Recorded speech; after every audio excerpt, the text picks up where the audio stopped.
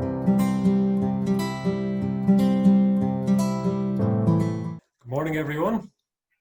I'd like to welcome you to this morning's webinar. It's called A Conversation About Euthanasia and Assisted Dying, and it's hosted by Hope Ireland. My name is Steve Johnson, and I'm a radio journalist from Dublin. I've virtually no medical background, and that's a story for another day. But my job today is to get the best out of our distinguished guests. So my lack of knowledge, I'm hoping, will not be a problem. It'll actually be a virtue. We have a great lineup for you this morning. They're leading professionals and experts in their fields. Baroness Tanni Grey-Thompson is an 11 times gold medal Paralympian, disability rights campaigner, and a member of the House of Lords in the United Kingdom. Des O'Neill is Professor in Medical Gerontology in Trinity College Dublin and is the first Medical Director of the Alzheimer Society of Ireland. And Dr. Sinead Donnelly is a palliative care consultant based in New Zealand. She's from Ireland and worked previously at Milford Hospice in Limerick, also as palliative care consultant. I'll be talking to each of our guests, and to make it simple, I'm really just going to be exploring three things with each of them. Those three things are a bit about yourself, what you do, and also how the introduction of a legal framework for euthanasia and assisted suicide might affect the bigger picture in your field of interest and expertise. We're going to have time for questions. You can send these in by clicking on the Q&A button at the bottom of your screens, and I'll be able to put at least some of them to our guests after we've heard from all three. Now, keep in mind that there are 500 people, the maximum number actually that can be hosted on one of these events, have registered for this event. So I'd ask you to try and make your questions short and concise so that they can be put to our guests. Our time limit is 12:15, and I just want to reassure you that this is not a target, it's a limit. So if we get through this very interesting material quicker than that, I'm not going to drag it out, as I know your time on a Saturday morning is precious. Now, just a little bit about Hope Ireland. Hope Ireland is a coalition of medical professionals and disability rights activists who aim to bring informed perspectives to the debate around euthanasia and assisted suicide in Ireland. It was founded in 2015 by the late disability rights activist, Dr. Kevin Fitzpatrick. Sadly, Kevin died in 2016. This is a short video about his life and legacy.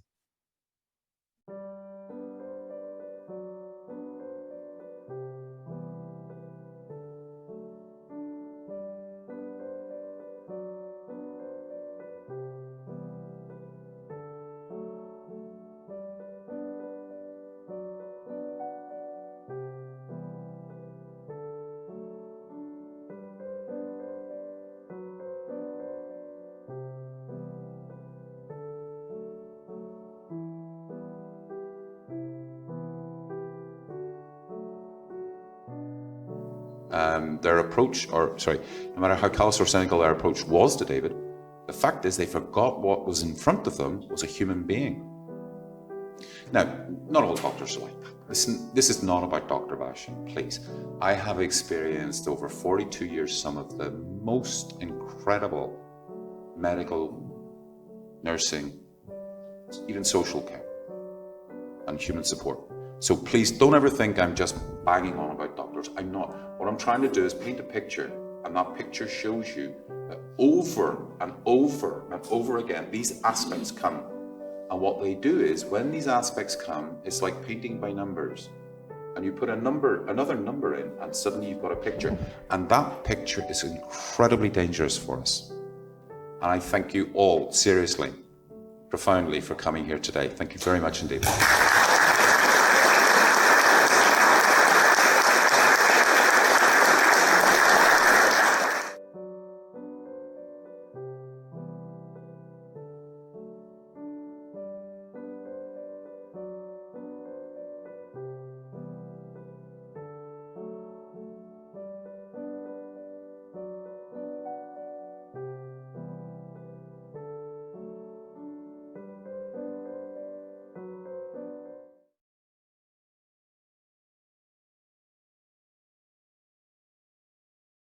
Yes, that's the late Dr. Kevin Fitzpatrick, the founder of Hope Ireland. And I was just listening back to a short interview with Dr. Fitzpatrick that we did on my radio station back in 2015. And I kind of just thought he really was a lovely man with a great compassion for the rights of people with disabilities, and a very good way of expressing his thoughts and articulating the needs of people with disabilities. Now, my first guest this morning is Professor Des O'Neill. He's Professor in Medical Gerontology in Trinity College Dublin and its campus at Otago University Hospital. Professor O'Neill is highly regarded in his field. He's the first Irish gerontologist to be awarded Fellowship of the Gerontological Society of America and the first Irish geriatrician to be awarded Fellowship of the American Geriatric Society. He's pioneered a number of initiatives, including being the first medical director of the Alzheimer Society of Ireland, founder chair of the Council on Stroke at the Irish Heart Foundation, founder editor of the first Irish Gerontology Journal, which is called Irish Aging Studies Review, chair of the Irish Government Working Group on Elder Abuse, and co-founder of the National Centre for Arts and Health. He also regularly contributes in the media on the issue of older persons' health. So good morning, Des. Good morning. Good to be here. Thank you. So first of all, Des, could you briefly describe what geriatric medicine is, and in what ways it's the same as other fields of medicine, and in what ways it's different? Sure. Thanks very much. Yeah. Geriatric medicine, thankfully, has developed quite well in this country. I was the 8th when I was appointed in 1993, and there are now 130 of us. And the difference from general medicine is that, first and foremost, there's expertise in the particular illnesses of older people, particularly things like dementia and stroke, a particular interest in why people cannot function as they were when they were the presently able-bodied. So what is underlying their problems with walking or continence or thinking? It's about a multidisciplinary approach that includes rehabilitation. And I suppose what's probably very relevant today is a very strong sense of how to combat ageism in language, thought, and action in the medical system, in the public arena, and particularly in policy. And what I'm really interested in, my big mission in life, is to emphasize that for us to grow into later life, it's what's known as the longevity dividend. We benefit from it personally, we benefit from society, wisdom, altruism, and actually we've grossly undervalued the value of aging into later life. And I think that explains a lot of why conditions, supports, etc. for later life have not been as good as they might be. Is that where gerontology comes in? Is that like a further specialization? No, gerontology is the broader science of studying aging, so it's particularly aging in the more normative sense. So what people do every day, the lives of great artists, psychology, sociology, how cells age. And so geriatric medicine is a subsection of that broader thing of gerontology. So can you talk to us about some of the greatest areas of improvement that you've seen in geriatric medicine in Ireland during your lifetime? Yeah, no, I think the danger sometimes is we only see what hasn't happened, you know, and as I've said, there's been a big increase in the number of geriatricians. I undertook the review, for example, of the scandal of the first Irish nursing home scandal, Lee's Cross. There was no external review of nursing homes. Now, while it's not perfect, at least HICWA is doing some external review. So I think there, for example, our memory services, we've managed to set up stroke services, which save lives. We've managed to set up movement disorders. So I think in a broader sense, there have been improvements, but there's a long way to go. And I think the biggest problem for us is, in many ways, in many of the sectors where people have advocacy groups, people are proud to be part of that advocacy group, whether it's motor neuron disease or diabetes, they understand it's important. But older people still themselves can be among the most ageist. They've carried with them these encrusted negative views towards later life. One of our very famous radio commentators talked about herself being cocooned, and then she began to talk about the elderly as if it was some other group of people. So, for example, we don't use that word at all. It's considered, we'd be very careful around LGBTQI and ethnic descriptors, but the word elderly is only negative in any other sense. So older people have asked us not to use it. The UN Human Rights have asked us not to use it. Even when I was doing my column in the Irish Times, I could not get the editor and the sub-editors to stop putting it into the titles and subtitles of my articles. Very frustrating. And they would have been so sensitive around gender and ethnicity. So what wording would you recommend, Des? Well, older people themselves, they're people we should ask, and they've asked us to call them older people, and it's as straightforward as that. But Yeah. the word elderly is very corrosive, and I think reframing our aging, for example, we may come to this later, but as having been a personal carer myself, I hate the phrase carer burden. I wanted to care. It's part of our moral development. It's part of give back. It was hugely valuable. It's the burdensome aspects of care. And that's the point where the state and we as society should be helping to lift that part of it. But caring's part of what we are as human beings. Exactly. Yeah. So maybe on that, like the way we as a society regard older people has an indirect impact on how they're cared for in our health system. Do you think kind of generational solidarity, which I think Ireland has always been strong with, is it still strong here? Yeah, I think there's a bit of a mixed scorecard on generational solidarity, to be honest. And I think the Citizens' Assembly was really, really troubling. It was an extraordinary insight for Tanni outside the country. This is where the government's decided to bring together a group of citizens to deliberate on issues. And the one on older people was all effectively about the burden of older people rather than how valuable they are and what they give back. And, for example, everybody from Michael D. Higgins to Christy Moore, we have this range of extraordinary Irish people who are metaphors for what we've given. So I think there are risks and dangers to intergenerational solidarity. You're beginning to hear people talking about, the older people have deserted the millennials and the new generation. In fact, it's quite young people in large internet companies and that sort of thing who've undermined it's the corporate world has undermined them, not older people. And I think particularly now that we've found out that really we have underprovided in care in the community and nursing homes thanks to the coronavirus, to remedy that is going to require significant investment. And that, I think, if we don't get it right and explain to people, you too are going to live into later life. It's important. This is right for you. Older people are valuable. This is worth doing. It could stress intergenerational solidarity. Do you think the coronavirus crisis and what's happened in nursing homes can be a wake-up call? Yes, it should be a wake-up call, and really we must hope that there's a fairly forensic and careful review of what happened, because I think I would have written about this, again, it's out in the open if anybody's interested, in both the Irish Times and British Medical Journal. It was kind of a perfect storm, and I think to a certain extent, while we must be sympathetic to the care staff who found themselves caught in these situations, largely because of policy failure and a private sector that was more interested in profit than care, we mustn't let that obscure us to the fact of whether or not there was adequacy of care, and there must be a careful drill down. So I think it is a wake-up call, but as all mountaineers know, most accidents occur when you're going downhill after you've reached the peak.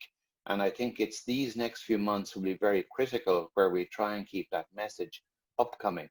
And I've already seen some pressures to go back to the old ways around inadequate conditions, around opening services near older people that would be inappropriate. So this is the critical time to keep that message alive. So today's seminar is called A Conversation about Euthanasia and Assisted Suicide. In what way do you think, Des, the environment around geriatric medicine would change if a legal framework for euthanasia and assisted suicide was introduced? Yeah, I think it's very troubling because, in fact, the essence of what it will do is it devalues and undermines the value of supporting people who've got any type of existential vulnerability. And we've all got existential vulnerability. You've heard me use that phrase, the presently able-bodied. And what we see generally in the international area, it's not that there's a direct impact of older people opting for assisted suicide or euthanasia, but people in late middle age, early old age, who are feeding into prejudices against disability, prejudice against aging, and in particular prejudice against life with dementia, which is one of the things that really worries me. Mm. So, I'd rather die than have that. And I think what has been really, really worrying is the recent case in the Netherlands, where, this poor woman had probably, without thinking it through, and the challenge of advanced care directives had included euthanasia. But we change as we grow with dementia, and our perspective changes, and we've got to respect people as they are. And this woman had to be held down. And worse still, the courts supported the holding down and restraining of this woman while she was euthanized. So it was no longer really an assisted suicide. So what it does is it creates a very dark picture of what life is like with disability and dementia. And my mother had dementia. All four of my grandparents and both my parents had cognitive or dementia-like syndromes. We had marvelous relationships with them. My last 2 years with my mother is something I'm writing up for a journal at the moment. And I grew up, we interchanged with each other. So as I said, what it does, it darkens and undermines our solidarity for conditions for which people have encrusted negativities. There are studies out there saying, younger people saying, if I got a severe stroke, I'd want to die. And yet we run an all ages stroke service, and virtually nobody in the last 30 years of me doing stroke has said any more than I might find in any other condition I see at time. And nearly the worst cliche of all is what people want in later life is quality of life, not quantity of life. That's a complete myth. People want both. But our key thing must be, I think it's not enough, and I've been part of a group in the Royal College of Physicians in Ireland, which has pulled together a document explaining why these are not good ideas. But in reality, those of us who wish to avoid this dreadful thing happening, it's not enough to be against. We have to be for intergenerational solidarity. We have to be for support and caring network and framework for all of us with our disabilities as they arise, as we have them. And it's the recognition of equal citizenship. So I think it undermines a lot of these things. Maybe we can talk a little bit about this phrase, a burden on the family. You probably have had patients who said, I don't want to be a burden on the family. And in a way, I suppose what you're saying is that that it's the whole of society's responsibility to help people carry the burdens of care, and to give reassurance. Do you want to say anything on that?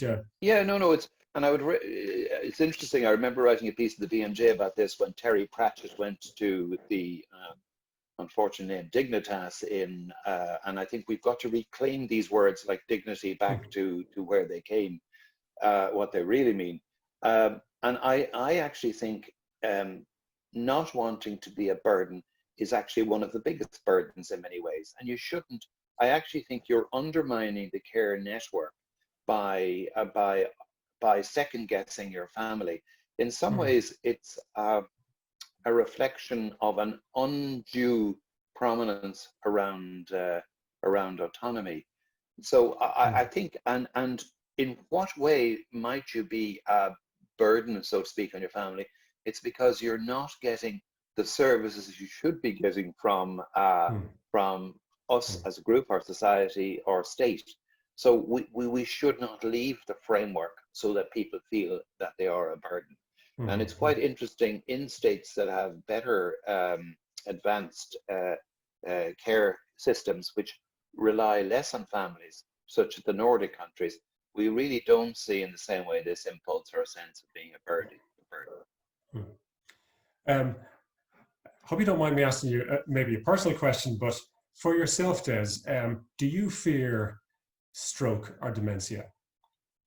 No, I mean, the funny thing is I'm very phlegmatic about it. All four of my grandparents had dementia and remained in later life and remained the same sort of humorous, warm people. I understood at a very early stage, I had a privileged insight that life and human relationships are not just about IQ and memory. And then, so I suppose I get a sense that I'm hopeful that by the time I get to the stage, certainly around where cognitive impairments come, is that our dementia care sciences will have improved, because a lot of the issues around interpreting what people living with dementia are trying to say to us in the later stages. And as I say to my trainees, right to the end, people living with dementia are telling us things. They're taking out a drip. If they're taking out a drip, you don't put it back in. If you want them to have thickened fluids and they're reaching for the 7-Up bottle of the resident or person beside them, stop the thickened fluids. They're telling you things all the time. With stroke, I mean, the encouraging thing about stroke is, thanks to all the things we've done in society, including things like education, smoking, better diets, stroke is on the decline, big time, massively. And I think big stroke is also on the decline. And the third thing is things like stroke units and the mechanisms we put into place have all significantly improved. So, the other funny thing about it is we have a very ageist view about cognitive losses. When you're 7 years old, there's things you could do when you were 2 that you can no longer do. You would never learn a language again the same way. Whole banks of neurons have shut down at the age of 7. But we don't go around saying what a terrible loss. We move on. And there are other growths in later life, both wisdom and altruism and things that we don't measure.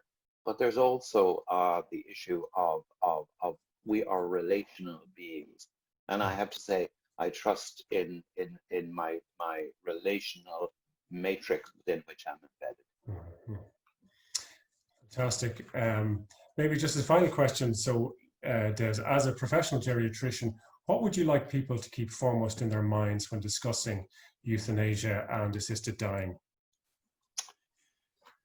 What I'd like them to keep first and foremost is that we can create and amplify the ability to thrive in later life.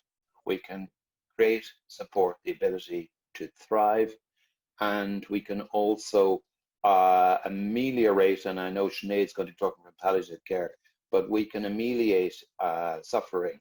And I suppose the last thing, and Sinead may talk about this, there was a wonderful piece in The Lancet a few years back, and just as history is written by the victories, sometimes the history of the death of an older person is written by those afterwards by their lights. And they talked about an older lady who the family said were really unhappy about how her pain was managed. But the old lady herself actually wanted her mind to be clear, and her personal choice was to have more pain and but more clarity. And it was based, they used Tolstoy's The Death of Ivan Ilyich as an example. So I think we have to be very careful about using the frameworks of young and middle age for interpreting the complexity and richness of later life. Great. Thank you very much, Professor Des O'Neill. If you've just joined us this morning, this morning's webinar is called A Conversation About Euthanasia and Assisted Dying. It's a very challenging topic for a Saturday morning, so thank you for your time and interest. I've just been talking to Professor Des O'Neill of Trinity College Dublin, and I'll shortly be talking to disability rights campaigner and former Paralympian Baroness Tanni Grey-Thompson. But first, we're going down under to New Zealand, where I think it's just coming up to 10:30 at night. So it's good night rather than good morning to my next guest, Dr. Sinead Donnelly.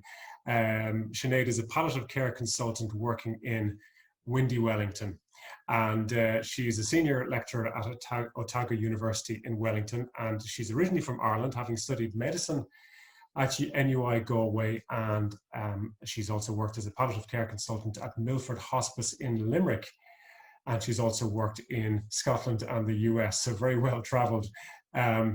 So how are you, Sinead? Thank you for joining us.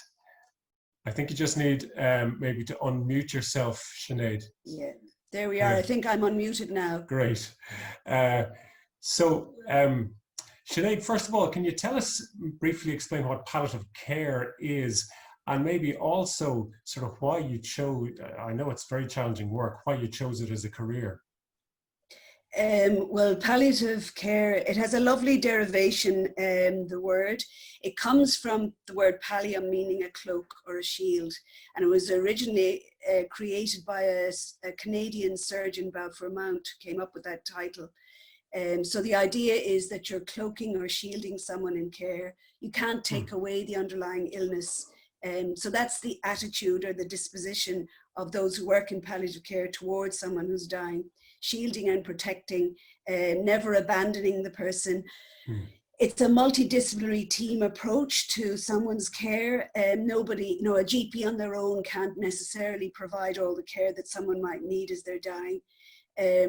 So our aim is to care for somebody at a physical level, an emotional level, psychological, social, spiritual. So we've high aspirations for what we want to achieve, and that's what we think people deserve as they're dying. So there is a WHO definition of palliative care, and it talks about, impeccable assessment. So we strive for excellence in providing the care for the person who's dying and also their family. It's interesting in relation to euthanasia and assisted suicide, part of the World Health Organization definition of palliative care says that it neither hastens dying nor prolongs dying. So that's interesting that an international definition of a healthcare service includes that statement, which relates to euthanasia. Wow, yeah. So also, why you chose it yourself, did you drift towards it, or did you say, I want to work in this area? Well, my father's a doctor and my brothers and sisters are doctors. So I think I grew up in a practice of observing medicine, which was very caring and holistic. And then I was doing my training, and I happened to do a week-long course in Harold's Cross in the hospice in Dublin. And I was kind of blown away by the time spent with people, the interest, the ability to listen to someone, and kind of they listened, this idea of you listening with the eyes and ears of your heart. You cared for somebody at a very human level, and you didn't do it alone as a doctor, you were part of a team. So that 1 week in palliative, in the hospice in Harold's Cross in Dublin, ignited and excited me. And the doctor there was Michael Carney at the time, one of the first palliative medicine physicians in Ireland. Well, maybe you could just, for the benefit of maybe the less medical among us, can you describe what a typical day looks like for you? Oh, well, that's. Or is any other day the same? Well, I'm also, so that might confuse you slightly, but I'm also a general medicine physician. So I'm a palliative medicine. So it mightn't be that helpful to describe a typical day as a general medicine physician and a palliative medicine physician. But just to say, palliative care is very well established in Ireland. I now live in New Zealand, and Ireland has a very long tradition, a long and strong tradition of caring for people who are dying. So actually one of the first hospices in the world is Harold's Cross, and that was established in the 1870s. And then the second hospice really is considered to have been at St. Joseph's in Hackney in London, established by the Sisters of Charity. So that's describing the history of palliative care in Ireland rather than a typical day. So you've worked both in Ireland and New Zealand. Has this kind of helped you to kind of develop your ideas of what best practice palliative care looks like? Well, best practice palliative care I've seen in Ireland. I've worked in Scotland and the United States, New Zealand and Ireland, and I am biased, but the truth is, despite my bias, that what's very important in the practice of palliative care is the nature and the experience and the skill of the healthcare professionals. So the training that doctors and nurses and the multidisciplinary team that I've seen in action and their practice in Ireland has a very high standard. So I think Ireland has a very high standard of palliative care. Yes, that's, and I just think the core of the most important is the kind of the heart and soul of the healthcare practitioner, as well as their skills and experience. And you kind of marry all that together, and and I think that partly why that happens in Ireland is because our ancient kind of culture and our traditions around dying and death, and our sense of community. I mean, it may be fading, but the core is there, still there. And I think that's a great basis for any doctor or nurse to begin their practice of caring for people who are dying. I have a question actually from my daughter, which is, without breaking patient confidentiality, obvious, but maybe to describe one of your most cherished memories of being with someone and their family at their passing. You have such an interesting job because it's I suppose the end of your work, you know, is not saving lives. You know, in your case, it's, you know, people in your care die, but in terms of when you're kind of satisfied you have cared well, what does that look like? Well, I wish I could bring something to mind immediately for your daughter. I suppose, I mean, it would be good to give an actual example, but the one that springs to mind is a bit of a challenging one. I don't know what age your daughter is. She's an adult. I mean, for me, there are so many that it's hard to pick out with a specific focus. Yeah. I remember one man who was in his 40s who was dying, and he was very gaunt, emaciated. He had a gastric cancer, so he would have had trouble eating and swallowing. And I remember he was leaning over on his side and close to dying, but still alert. And he was frightened, that's what I thought. And I was sitting close to him, and he asked me, would he go to heaven? That was his question. And I immediately said yes. I've no idea. I've no idea the truth of what I was saying. But for that person, that was the right answer. And it took me all of my whole being, you know, to come out with that one word, yes. But it didn't matter, you know, it was just a sense of what was right for this person in that moment. And he actually died a few hours later. So it's a strange example to give you, but what comes to mind is that I was there in the whole of myself, you know, in the whole of my humanity, with another person in the whole of their humanity, and sitting close. So it stood out. It just had a sense of, yeah. So yeah, it's very interesting, and it kind of shows that clearly not everything in your job, you know, was a line of notes in medical school. Yeah, that's right. It's such a multifaceted job that you have.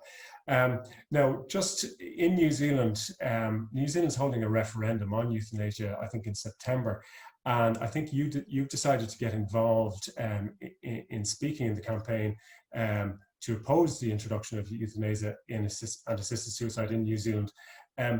Why did you decide to get involved? Well, for me, the bottom line as regards what a doctor does is the idea that a doctor would intentionally end someone's life almost makes me cry. Well, it makes me cry. I'm actually shaking now just at the thought of it.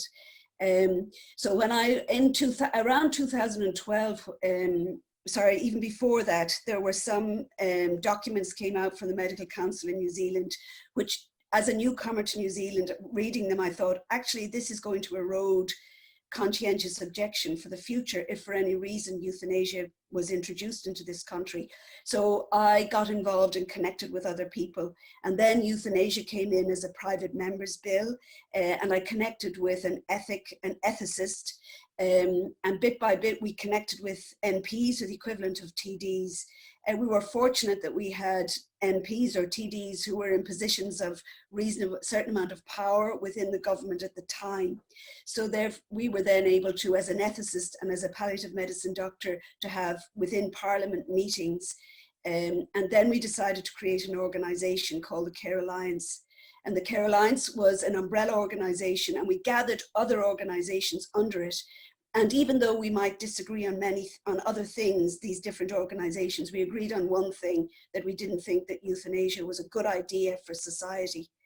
And so we challenged private members' bills who came in, and we were effective at that time, partly because we had strong connections within Parliament.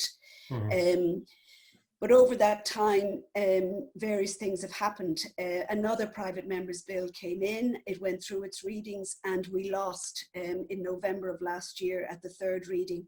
So, but what the Care Alliance, which is an umbrella organisation of ethicists, disability sector, palliative care nurses, palliative medicine doctors, Hospice New Zealand, some Salvation Army, Lutherans for Life, different groups, Catholic group, what that organisation provided us with, it was a community to support each other in this challenge. And that was, although we lost, you know, we weren't effective within Parliament, we weren't, I suppose, astute enough or clever enough or had enough money behind us. So now facing the referendum, which is outside Parliament, it's a campaign outside Parliament, it's now with the general public. I mean, all the media and polls would say that we will lose, but we have no option but to continue fighting for our own sanity. What's interesting in all of that also is that we decided to create a Doctors Say No letter, a public letter, and gather signatures. So we gathered 1,500 signatures. And even though that was just a single letter, a website with a single letter in which doctors said, we want no part of this, is not part of what medicine does, it did gain some media attention. And it also gave doctors courage, you know, because people are loath, and unfortunately in medicine, loath to put our heads above the parapet or even to put our hands up. And so by being part of a group, it gave other doctors courage to stand up. It's particularly the palliative medicine doctors in New Zealand who are opposed to this, because we care for people every day who are dying, and we can see the risks. And how in Canada, for example, it has put a knife through the heart of palliative care in Canada, and divided the group, and also have hospices having to fight for their right for conscientious objection. And then the challenge in Canada, if they conscientiously object as an institution, they lose their government funding, as has happened in Ontario.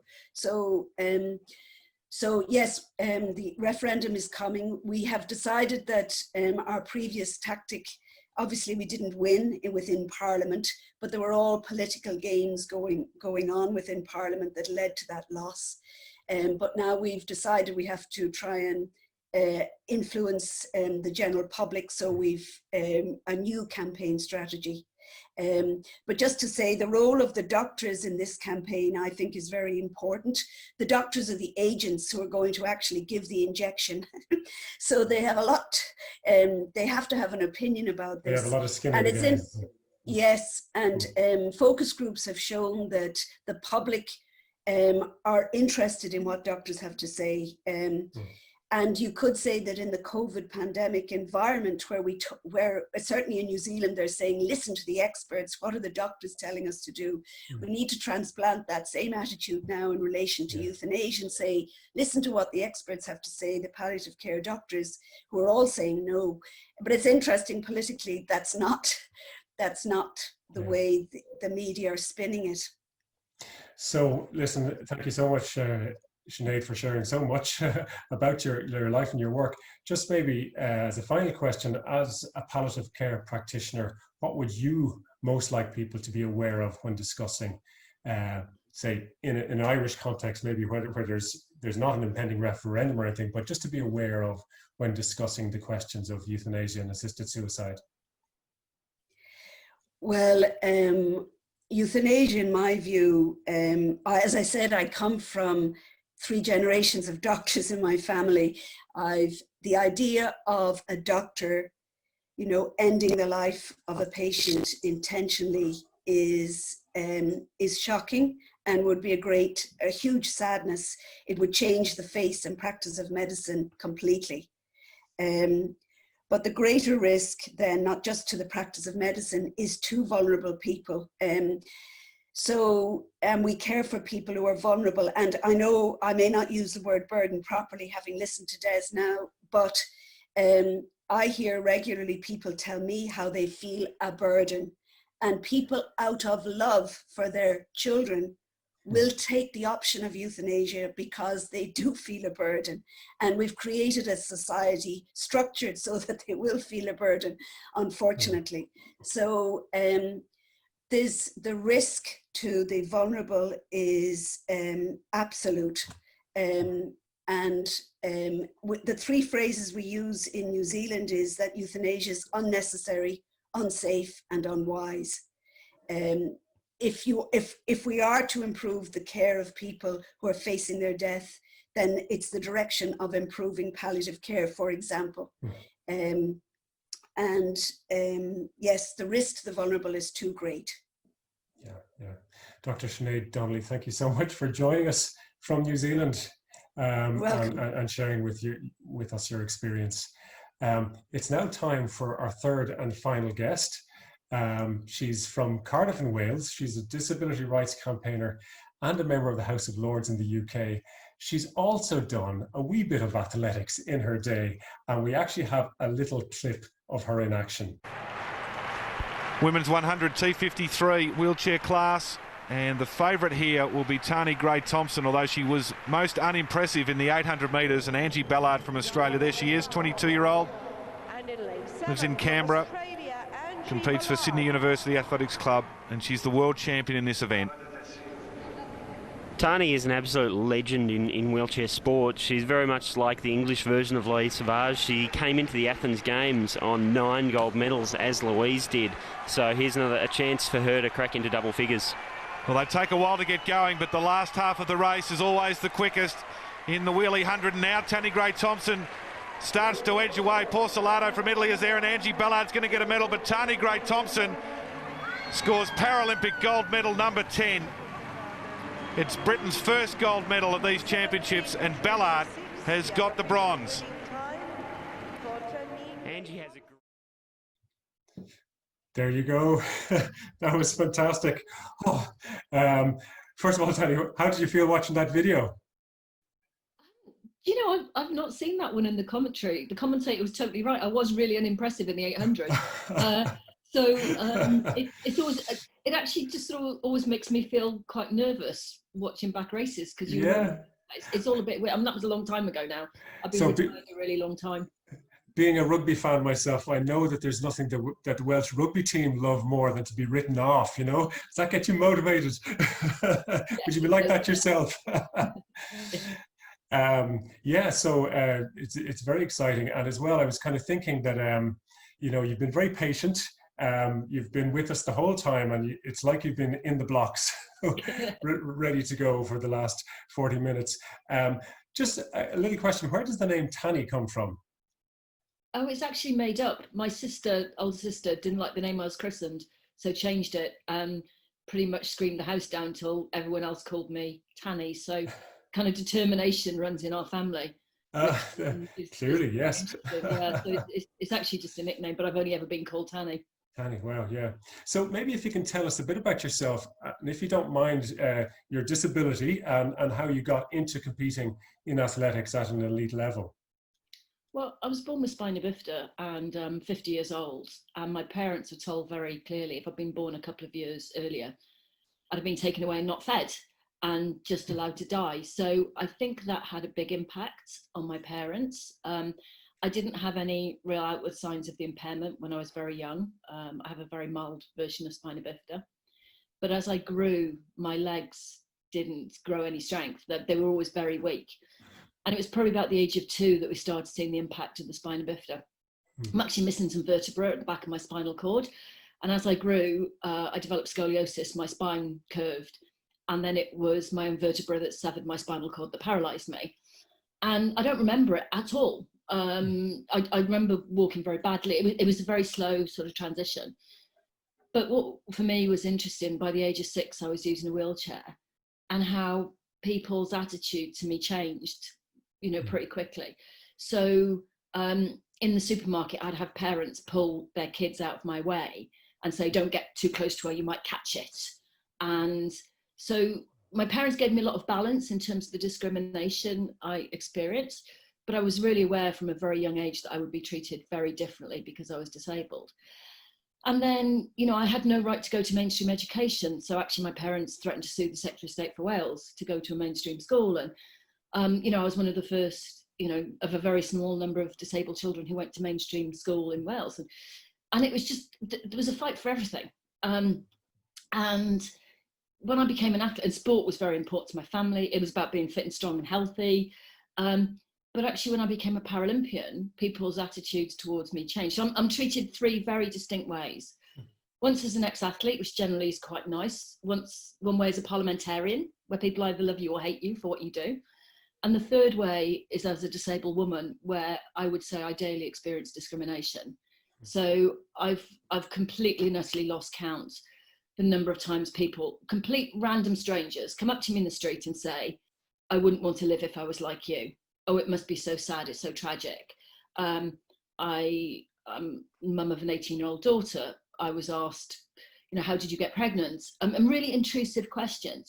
And again, this frequently is from complete strangers. Complete strangers, yeah. And I'm frequently told people like you shouldn't be allowed to have children.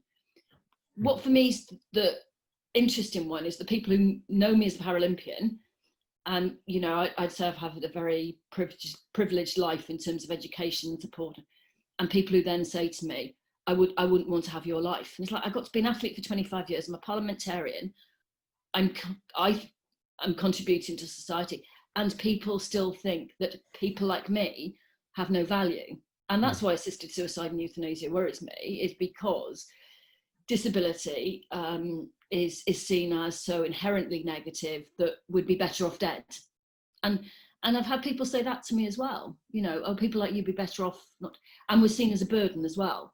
Mm-hmm. And I think was seen sort of really clearly at the beginning of lockdown in the UK, when a number of surgeries, without thinking, sent letters to their patients who were disabled with a blanket do not resuscitate order, and just said, okay, if you get COVID, you're not getting treated. And you know, that for a lot of people was a huge shock. It kind of went through the media, but actually there's a lot of people who went, oh, okay, yeah. And that's sort of the underlying attitude of disabled people. And we're very lucky. There's been a lot of people in the National Health Service who's fought really hard to dial back on those. But there is this inherently negative attitude that disabled people have nothing to contribute. And that really upsets me. We do. It might not always be in the way that people think we do. Well, it's particularly amazing to hear that people who know you, who know that you have 16 Olympic medals, you know, you've brought honor to your country, I think 11 gold medals. You've inspired so many people, and yet they would still think that. So, like, I suppose you've had this opportunity. I don't know, did you look for it, or did it come looking for you, of actually becoming a member of the House of Lords? And do you think your participation there has helped to change attitudes among politicians to people with disabilities? So in the Lords, we're nominated, not elected. So, you know, I had an opportunity early into retirement to put my name forward to go into the process. And I thought I'd probably be talking about sport and physical activity. And I worked on the 2012 Games. And I was always very, very interested in disability rights. And actually, I met Kevin Fitzpatrick in my early 20s, and, you know, was in touch with him all through my career and learned so much from him. But actually, when I got to the Lords and you have this platform and a responsibility, I then started looking at the assisted suicide legislation that was likely to be coming to us, and you can't not put yourself forward, because it's people like me. I've said this in the chamber of the Lords. We have our staff pass is a red stripy badge. You know, it's a red stripy badge that gives you a voice, and it would be very difficult for somebody to push me towards, you know, assisted suicide. There's so many disabled people who don't feel they have a voice, who don't feel they can fight this, because the daily discrimination just grinds them down. And research in the UK shows that the burden is the biggest reason that anybody would volunteer to choose this. And I think one thing that really hit me hard was when I had a letter from an individual who begged me to change my mind and begged me to reconsider why I opposed it. And it was a very, very moving letter. And I think we must all continually sense check our beliefs. But then I turned over and the final line was, we want to sell our grandmother's house. And one of my colleagues said, where there's a will, there's a relative. So we can't assume that every family is loving and caring and supportive. And where I feel strong, we don't talk about death enough, about a good death. We don't talk about palliative care. But the biggest frustration for me, we talk a lot about dignity, and that's a very easy argument. The counter argument, my side, tends to be 5 pages of trying to explain why dignity is not the right route to go down. And it becomes very difficult because I've been accused of wanting people to have a slow and painful death and, some really hard, I absolutely do not want that. But unless we talk about death and we talk about palliative care, we're not going to be in a good place. And my real worry, partly what Sinead was saying, or building from what Sinead was saying, it just becomes very easy to cut palliative care if we go down this route. And I think once you start researching and looking at it, because right at the beginning, I was like, okay, what do I think about this? When you look at other jurisdictions, what's happening, what Des mentioned about the woman, in Holland who was held down by her family, and people go, oh, yeah, that you just, in Holland, you can request it at the age of 70 because that's your duty to the country. And, in Oregon, where you take the drugs home, I think there's people who have a view that assisted suicide is this lovely Hollywood death, where you're with your family in this beautiful cottage somewhere in the country, and the needle is slipped in and you slip away quietly. And actually, that's not the reality. I don't want to scaremonger people, but we have to, be really open about what this means. And my real fear is that, disabled people will be included. And the last sort of piece of work that was done by a group who were in favour of changing the law said it's not meant for disabled people at this moment in time. And that really worries me, because we've seen with all the other jurisdictions around the world, it's just been chipped away. They get it through, and so for me, disabled people, I've said, I'm in the waiting room. I'll be next on the list. And when society decides, that I'm no longer able to contribute, I really worry for a huge number of disabled people, because they judge our quality of life. My life is not sad and tragic. So, it's that assumption that my life is not worth living is really quite difficult. I was going to sort of ask you and spend some time kind of talking about painting a picture of what you kind of dream for disability rights in the UK. But in a way, it kind of sounds like that that just a lot of the momentum on those things would be lost if euthanasia and assisted suicide were brought in. Do you think that's how it would affect disability rights? Oh, absolutely, because when I look at the other end, our disability discrimination legislation, in a mile from Parliament, I think there's like 15 coffee shops I can't get into because they're not accessible. So why is there a need, if they can just decide to get rid of us, why is there a need to make anything more accessible? Why is there a need to develop disability benefits or universal credit or, support? So in some parts of me, I felt like we'd moved on. And then, around the pandemic, it's a real worry, because actually disabled people will be shielding a lot longer than government guidance. They're worried about going out. We're going to stop seeing disabled people out and about in society, and that momentum around just changing basic access. We're still fighting for rights to education and coffee shops and restaurants and not being thrown out of places for being a fire risk. So, for me, if this legislation gets through, it's really, really damaging for disabled people's right to demand any kind of inclusion in society. Yeah. So thank you so much for sharing your perspective, Tanni. And maybe just finally, as a disability rights campaigner and someone with a disability yourself, what would again, sort of you most like people to be aware of when discussing euthanasia and assisted suicide in Ireland?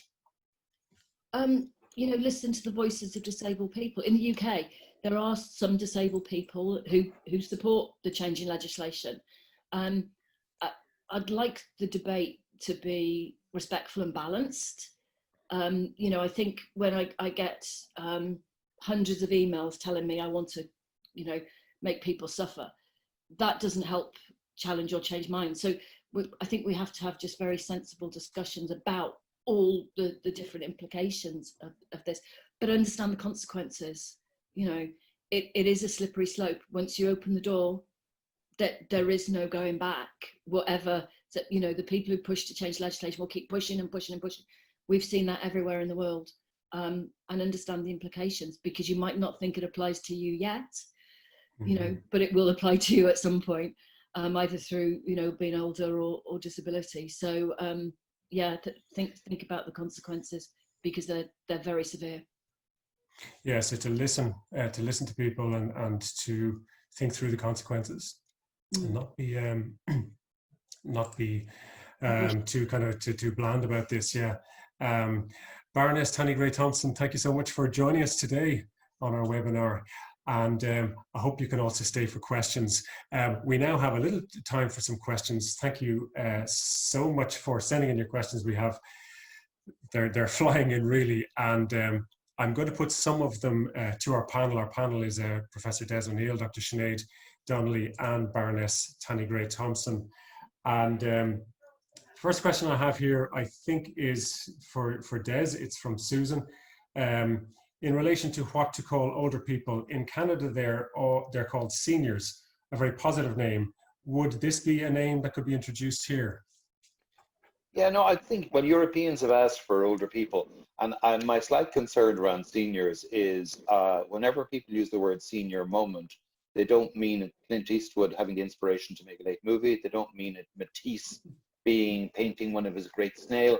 They actually mean you've forgotten something. So no, I think its time has passed. If it suits Canada, that's great. But no, it's older people here, and it's the longevity dividend, what we've all gained from aging into late life. Yeah, yeah. Okay, a question here from Noreen. What do panelists think of the change in the World Medical Association's subtle change in its position on assisted suicide and euthanasia, which can be seen in its statements of 2019, 2017, 2015? So that's quite a technical question. I don't know, do any of you want to take that?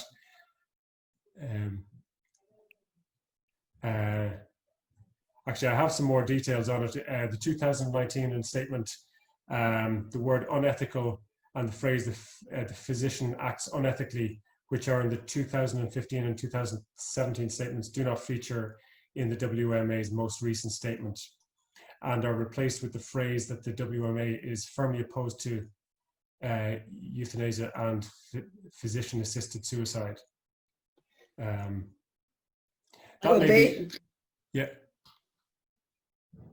Sorry, based on the international push is for medical doctors, professional associations to go neutral, the pro-euthanasia international movement, because the doctors are the agents who are actually going to prescribe the medication or give the injection.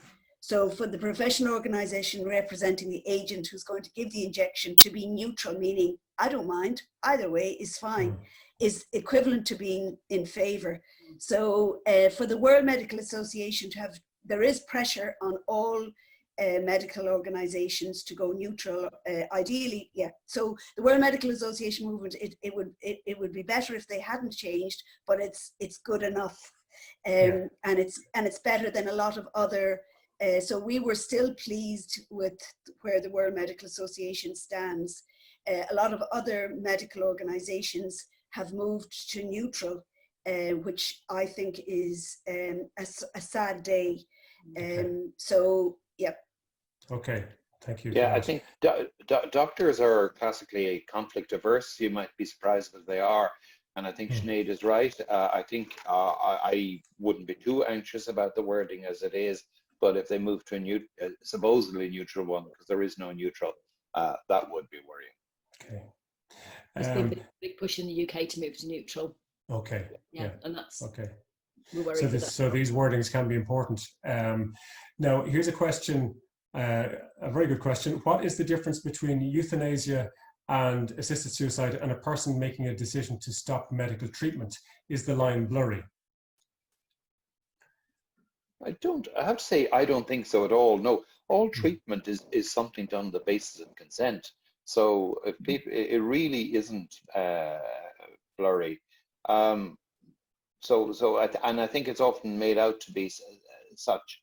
So I think we forget that there's implied consent in a whole load of things. For example, thickening fluids for people with swallow disorders. So I think people are trying to construct blurriness where really, by and large, there isn't. Sinead? Yeah, I mean, in clinical practice, it's very clear to us.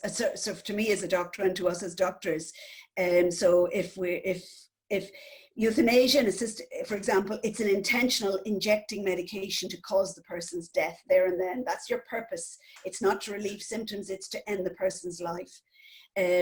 Other things like giving medication like morphine to relieve someone's symptoms when they're dying and then they die. For example, families often think, oh, you gave them morphine and now they've died. That's the same as euthanasia.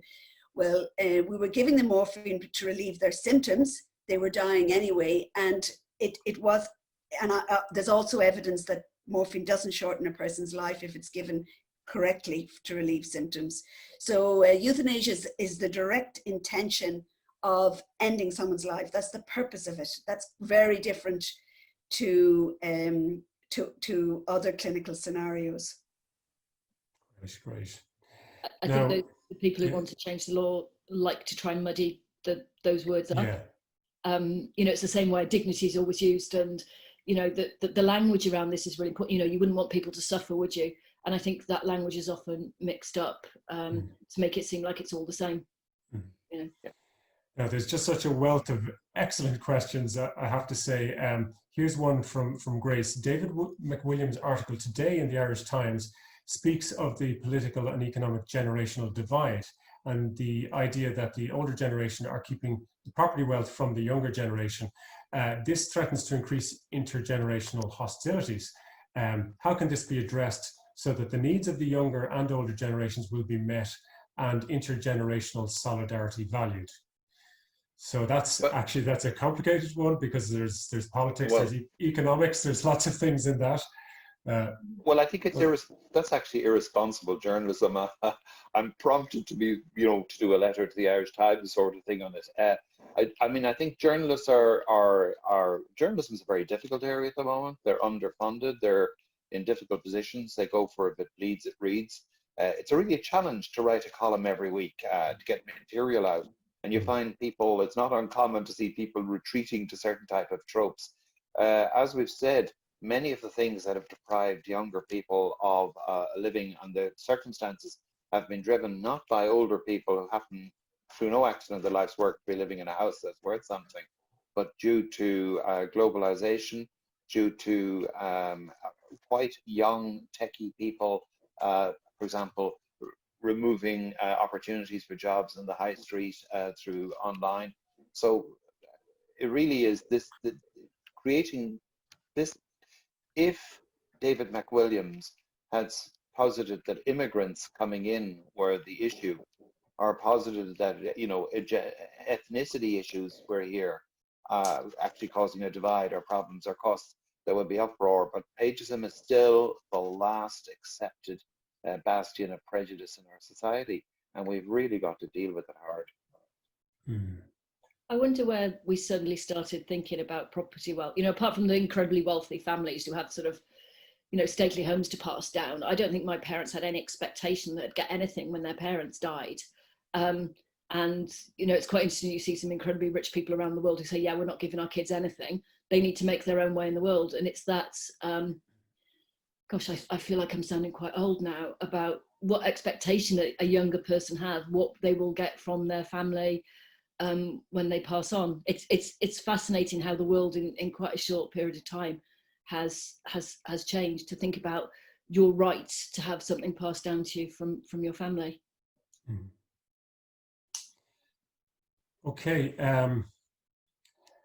So I just say that there are so many excellent questions, and I would say I'm picking some of the shorter ones just because they're easier to pick, but also to say that these are great ones that we can note down also for future webinars, because we just can't cover everything in a single webinar. Here's a question from Marianne. Can we ask Sinead how to respond to people who use the argument that some people would be in pain no matter what and should be allowed to die? Well, the whole purpose of palliative care, and everybody, nurses and doctors, the whole team that work, if someone was in pain, we would do everything we can to relieve that pain. And there's huge advances been made in palliative care and palliative medicine over the last 30 years. And if, in any other area of medicine, if something wasn't going right, we tried to develop things further. If it was neurosurgical, we tried to create a new neurosurgical procedure. Oncology, we're trying to get new chemotherapy. So why not in palliative care do we not aim to try and always more research and to improve the care that we can provide?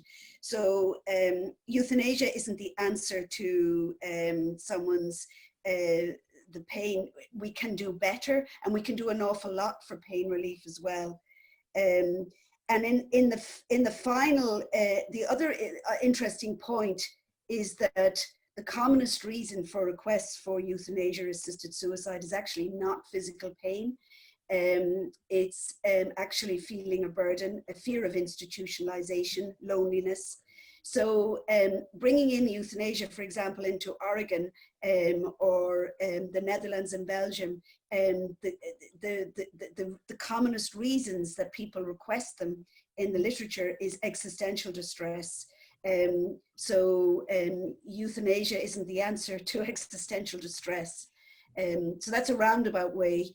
I have never never felt that I couldn't do something to relieve someone's physical distress when they're dying. I never thought to myself, oh, euthanasia would be a good idea, because we've come to the limits of what we can do.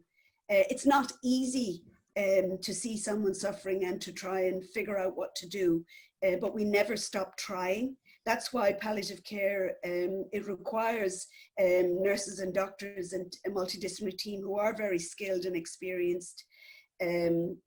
So yeah, euthanasia is not the answer to unrelieved suffering. And the commonest cause for requests for euthanasia is existential distress. It's not physical pain.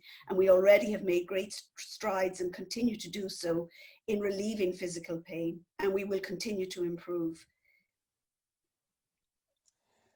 Well, working in the radio business, people often come out and say, oh, there's so much more we wanted to cover. And I'm just looking at these questions and they're absolutely fantastic. But I also say that maybe a good radio interview is one where you actually come away like that, looking for more. And so I'm actually going to hold the questions there. Thank you so much, everyone, for sending in your questions. I'll just give a sneak preview of one that I'm not going to put to the panel because it would take too long, but it's just to congratulate you on the question. The most common response to euthanasia from the general public is that's a person's choice. How would panelists respond to this seemingly challenging a person's autonomy? What a great question. I'm not going to ask you, you can mull over that and get back to us because we really want to keep the time. But it just shows that there is so much to discuss in this area. It's all we have time for. As I said, I promised we would let everyone get on with their day at 12:15. Thank you for joining us today and for your interest in Hope Ireland. If you would like to find out more about Hope Ireland and keep up with the issue, you can go to the website hopeireland.org and also their social media platforms, particularly Facebook. If you're a medical professional or a disability rights advocate and would like to engage more on this issue, please contact Hope Ireland via their website, hopeireland.org. And you can see there's so much to talk about. So Hope Ireland is planning to host more events, including another event in the autumn, probably online again. So I'd ask you to keep your eye on the website and on Facebook for that. I'd like to thank our wonderful guests, Professor Des O'Neill, Dr. Sinead Donnelly, and Baroness Tanni Grey-Thompson, for what has been an absolutely fascinating discussion. And to thank all of you who have joined us online. As I say, the full capacity of 500 registrations was hit this morning. For your interest in this topic and your precious time, we hope to see you again and enjoy the rest of your weekend. Thank you.